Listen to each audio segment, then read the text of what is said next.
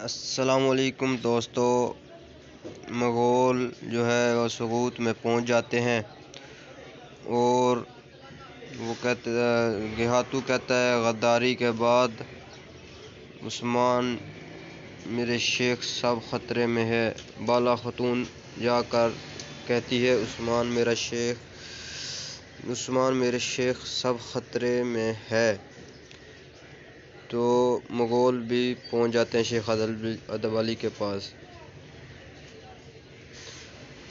تو عثمان میرا شیخ سب خطرے میں، گہاتو تو ترگت بھائی عثمان کو کہتا ہے گہاتو آپ کو زندہ نہیں جانے دے گا عثمان۔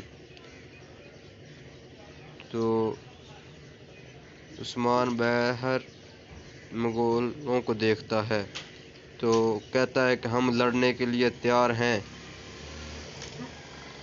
تو اتنے میں مغول تھوڑا سا ڈر جاتے ہیں۔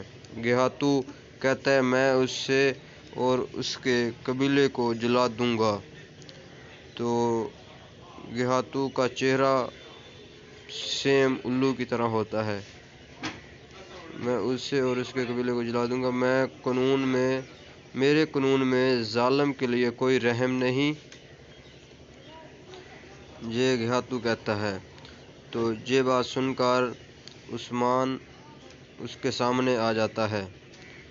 عثمان بھی کہتا ہے میرے قانون میں بھی ظالم کے لیے کوئی رحم نہیں۔